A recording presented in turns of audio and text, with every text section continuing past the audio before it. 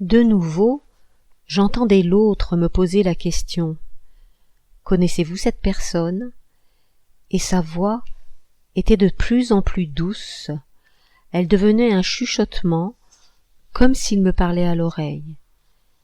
Je continuais à faire la planche, je me laissais dériver dans le courant d'une rivière qui était peut-être celle le long de laquelle nous allions nous promener avec le chien.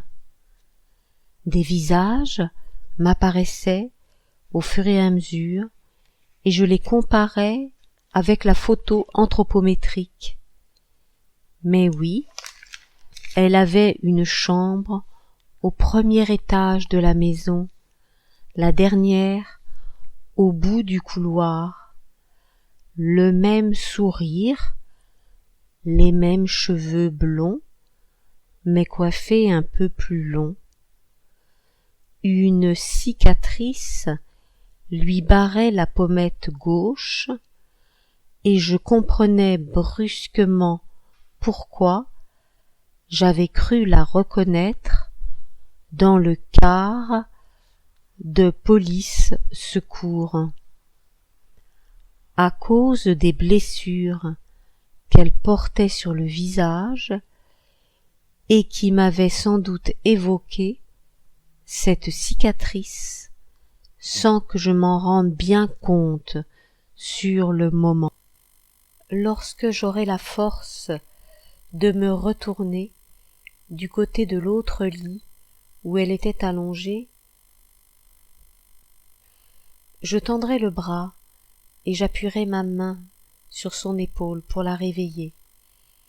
Elle devait toujours être enveloppée dans son manteau de fourrure. Je lui poserai toutes ces questions.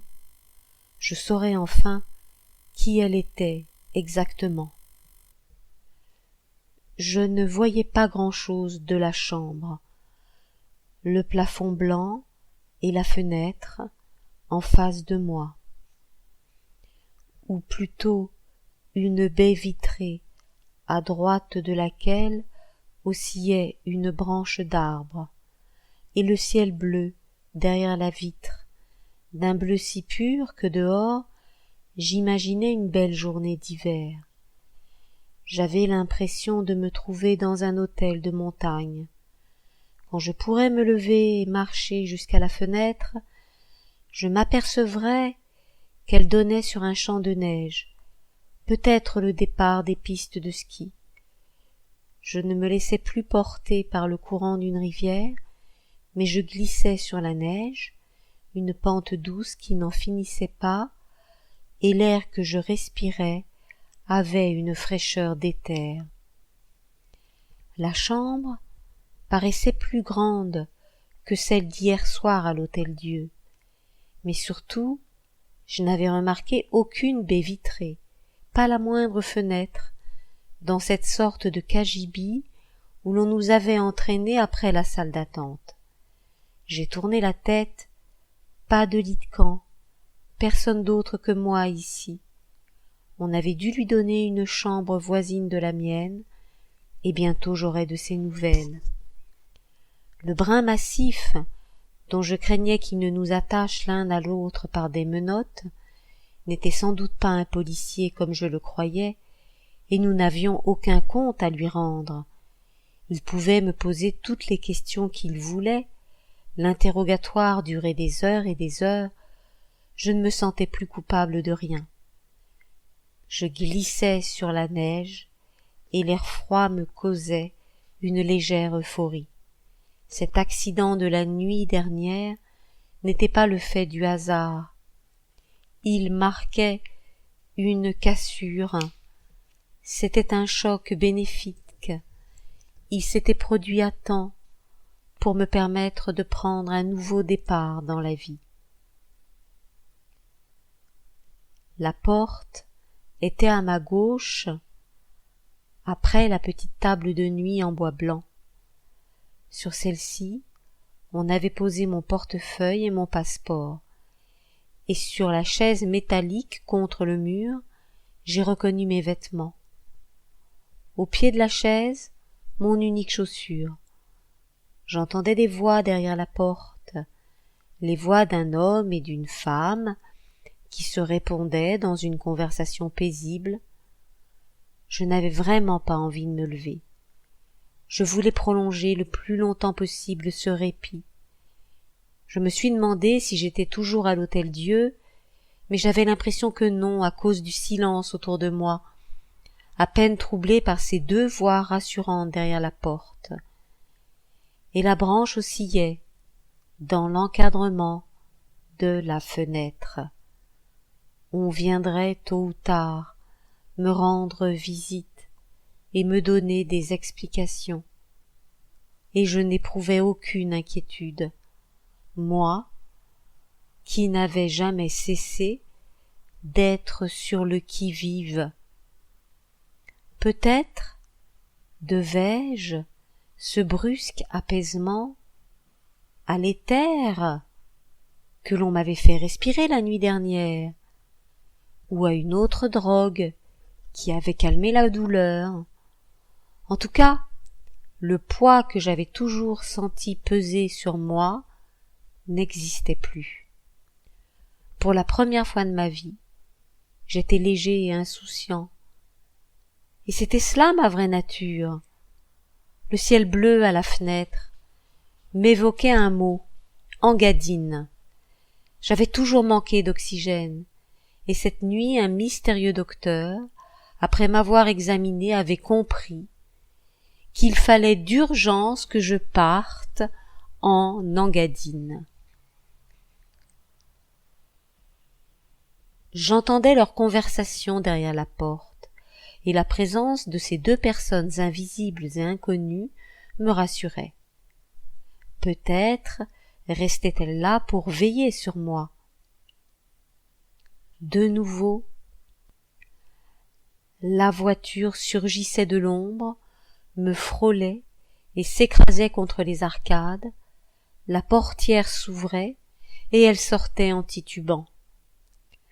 Quand nous étions sur le canapé du hall de l'hôtel, et jusqu'au moment où elle m'avait serré le poignet dans le panier à salade, j'avais pensé qu'elle était ivre. Un accident banal, de ceux dont on dit au commissariat de police que la personne conduisait en état d'ébriété. Mais maintenant, j'étais sûre qu'il s'agissait de toute autre chose. C'était comme quelqu'un qui aurait veillé sur moi sans que je le sache, ou que le hasard aurait mis sur ma route pour me protéger. Et cette nuit-là, le temps pressait. Il fallait me sauver d'un danger, ou me donner un avertissement. Une image m'est revenue en mémoire, sans doute à cause de ce mot, Engadine. J'avais vu quelques années auparavant un type dévaler à ski une pente très raide, se jeter délibérément contre le mur d'un chalet et se casser la jambe pour ne pas partir à la guerre, celle que l'on appelait la guerre d'Algérie. En somme, il voulait sauver sa vie ce jour-là. Moi, apparemment, je n'avais même pas une jambe cassée. Grâce à elle, je m'en étais sortie à bon compte. Ce choc était nécessaire, il me permettait de réfléchir à ce qu'avait été ma vie jusque-là. J'étais bien obligée d'admettre que je courais à la catastrophe, selon l'expression que j'avais déjà entendue à mon sujet. Encore une fois, mon regard s'est posé sur la chaussure au bas de la chaise, ce gros mocassin que j'avais fendu en son milieu. Ils auraient dû être surpris quand ils me l'avaient enlevé avant de me mettre dans ce lit. Ils avaient eu la gentillesse de le ranger avec mes vêtements et de me prêter ce pyjama que je portais maintenant, bleu à rayures blanches. D'où venait tant de sollicitude? C'était elle, sans doute, qui leur avait donné des instructions. Je ne pouvais détacher mes yeux de cette chaussure. Plus tard, quand ma vie aurait pris un cours nouveau, il faudrait toujours qu'elle restât à la portée de mon regard, bien en évidence sur une cheminée ou dans une boîte vitrée en souvenir du passé. Et à ceux qui voudraient en savoir plus sur cet objet, je répondrais que c'était la seule chose que mes parents m'avaient léguée, oui, aussi loin que je remontais dans mes souvenirs. J'avais toujours marché avec une seule chaussure. À cette pensée, j'ai fermé les yeux, et le sommeil est venu, dans un fou rire silencieux. Une infirmière m'a réveillée avec un plateau dont elle m'a dit que c'était le petit déjeuner. Je lui ai demandé où je me trouvais exactement.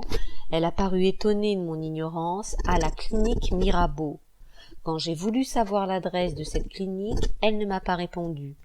Elle me considérait avec un sourire incrédule, elle pensait que je me moquais d'elle, puis elle a consulté une fiche qu'elle avait sortie de la poche de sa blouse et m'a dit que je devais quitter les lieux. Je lui ai répété quelle clinique. Le sol tanguait comme dans mon sommeil. J'avais rêvé que j'étais prisonnier d'un cargo en pleine mer. J'avais hâte de retrouver la terre ferme. Clinique Mirabeau, rue Narcisse Diaz. Je n'ai pas osé lui demander dans quel quartier était cette rue. Près de l'Hôtel-Dieu. Elle avait l'air pressée, elle a refermé la porte sans me donner d'autres détails. Il m'avait fait un bandage à la cheville, au genou, au poignet et à la main. Je ne pouvais pas plier la jambe gauche, mais j'ai réussi à m'habiller. J'ai mis mon unique chaussure en me disant qu'il serait difficile de marcher dans la rue, mais il y aurait bien une station de bus ou de métro dans les environs et je serais tout de suite chez moi. J'ai décidé de m'allonger de nouveau sur le lit.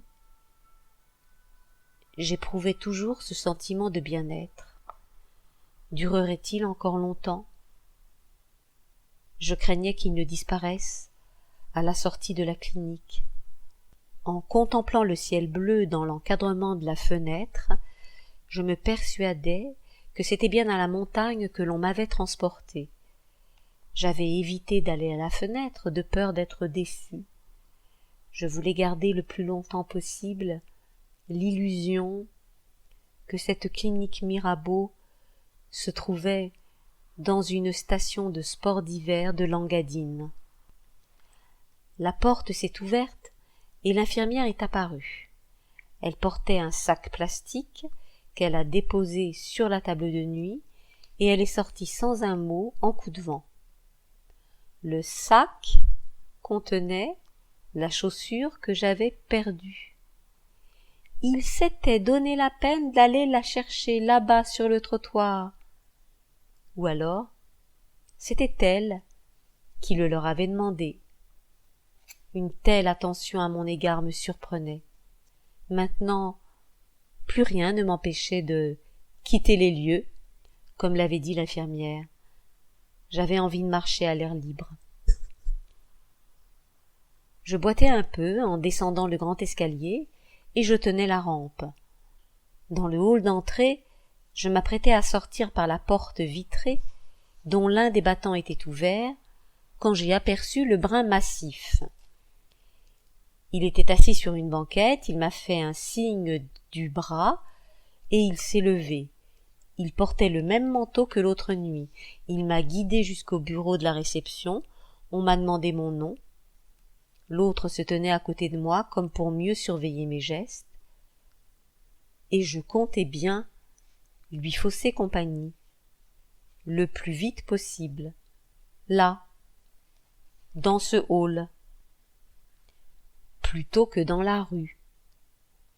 La femme de la réception m'a donné une enveloppe cachetée sur laquelle était écrit mon nom. Puis elle m'a fait signer une fiche de sortie et elle m'a tendu une autre enveloppe, celle-ci à l'en-tête de la clinique. Je lui ai demandé si je devais payer quelque chose, mais elle m'a dit que la note était réglée. Par qui ? De toute façon, je n'aurais pas eu assez d'argent. Au moment où je m'apprêtais à traverser le hall en direction de la sortie, le brun massif m'a prié de m'asseoir avec lui sur la banquette. Il m'adressait un vague sourire, et j'ai pensé que ce type ne m'était pas forcément hostile. Il m'a présenté 2 feuilles de papier pelure où un texte était tapé à la machine. Le compte-rendu, je me souviens encore de ce mot qu'il avait employé, oui, le compte-rendu de l'accident. il fallait encore que je signe au bas de la feuille, et il a sorti de la poche de son manteau un stylo dont il a ôté lui-même le capuchon. Il m'a dit que je pouvais lire le texte avant de signer, mais j'avais trop hâte de me retrouver à l'air libre. J'ai signé le premier feuillet, pour l'autre ce n'était pas la peine, il s'agissait d'un double que je devais garder. Je l'ai plié et je l'ai enfoncé dans la poche de ma canadienne, puis je me suis levé.